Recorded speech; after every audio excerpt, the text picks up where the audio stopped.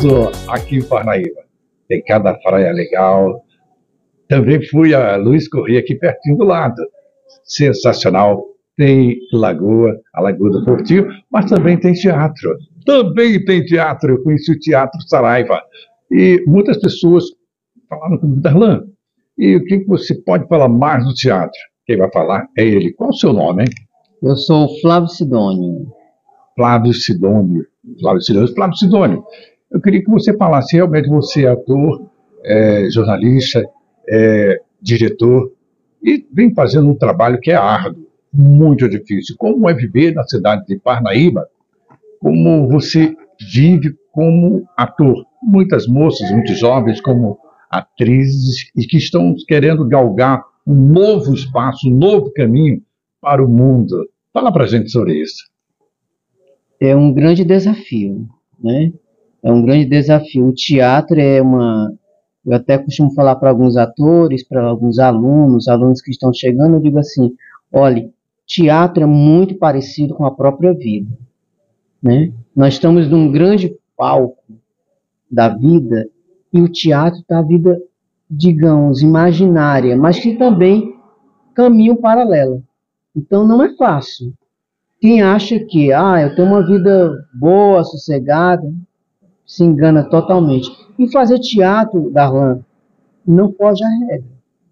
Principalmente assim, se nós hoje no Brasil, nós temos umas situações que fazer teatro, fazer arte também não é fácil, Parnaíba também não foge. Não pode. Nesses últimos tempos, nós temos conseguido alguns editais de fomento à cultura que têm colaborado bastante, né? Que tem ajudado bastante, que vem essas leis, que é o Paulo Gustavo, Aldir Blanc, né? Mas a gente tem um projeto e a gente vai atrás de, digamos, de alguns empresários, a visão empresarial, né, ainda precisa acordar para essa questão que também é muito parecido com a nossa carreira também de jornalista, né? Eu, como jornalista, também falo isso. Você tem um canal de comunicação de massa que atinge muitas pessoas, o teatro também da mesma forma. Mas tem alguns empresários que não têm essa visão, essa macrovisão de estar investindo em um produto que eles têm retorno, né? Seja no teatro, seja no jornalismo também, há um retorno. E aqui não foge, né? Eu não vou dizer para você que a gente está matando o leão todos os dias. Não, de forma alguma. Eu descarto esses pensamentos, mas digo que a gente tem trabalhado bastante com os nossos projetos, que a gente ama. A Fernanda Montenegro tem uma frase, que ela diz assim, que é muito precisa, né? Muito precisa. Que você, para fazer teatro, você precisa amar. Porque você vai perceber as dificuldades, os dissabores. Às vezes você não está bem, mas você tem uma plateia que você precisa apresentar ali um personagem. Faço porque gosto e gosto porque faço. E faço bem feito. É uma frase que eu criei e uso sempre, porque eu comecei em teatro varrendo teatro. Teatro Teresa Raquel, no Rio de Janeiro. Hoje não é Teatro Teresa Raquel, hoje é Teatro Claro. E me sinto muito feliz, muito orgulhoso, porque você aprende na base. E você falou que é como se fosse o dia a dia. É como o dia a dia, você tem que representar, muitas vezes, o dia a dia de outras pessoas. Você tem que incorporar, é isso mesmo? É exatamente isso. É exatamente isso. Tem personagens que eu já fiz e que crio às vezes, e as pessoas se identificam muito. É porque você falou exatamente essa palavra, né? Que eu encontrei um grande diretor de teatro, também ele é cenógrafo, que é o Nazareno, né? José Nazareno de Teresina, e ele conta que a história de como nasceu, que havia um deus que gostava de vinho, que era Dionísio, e quando esse deus ficava muito embriagado, ele começava a falar um monte de coisas, né? Muitas besteiras, era aquele beberrão, e um cara olhou para ele e começou a fazer uma representação, começou a imitar ele, foi para a rua. Então, o teatro nasce dessa forma desprendida, né? Brincando, mas com seriedade, né? e também sabendo fazer. Olha só, isso daí é muitas vezes representado caricata. Muitas vezes você faz também representação. Conheci um francês, quando eu estava no Teatro Israel, que ele fazia mímica. Maravilhoso. Então, a arte de representar é muito importante, principalmente porque quando a pessoa faz aquilo com amor, faço porque gosto e gosto porque faço bem feito. Esse é o artista brasileiro. E o cotidiano serve, porque muitas vezes tem coisas maravilhosas, tem coisas que são representadas também com tristezas, e outras muitas vezes com alegria, que é um palhaço que também parece que não, mas se você vê o Carlito, ele preferia estar chorando na chuva para que ninguém pudesse ver as lágrimas escorrer. Esse é o artista do dia a dia, mas você pode falar com maior propriedade. Apenas eu fui diretor também de teatro, então a gente tem essa identidade, né?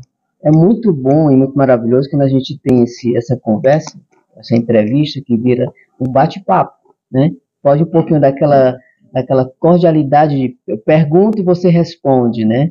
É maravilhoso. Às vezes, quando eu estava exercendo a função de jornalista e repórter e ia entrevistar um ator, ou uma atriz, ou um cantor, ou um músico, eu sentia que ele se sentia mais à vontade. Por quê? Porque você já tem um conhecimento, né?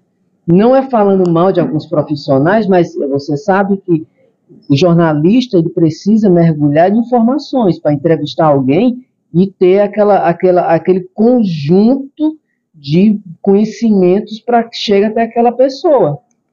Ter propriedade, falar com conhecimento, isso é muito importante.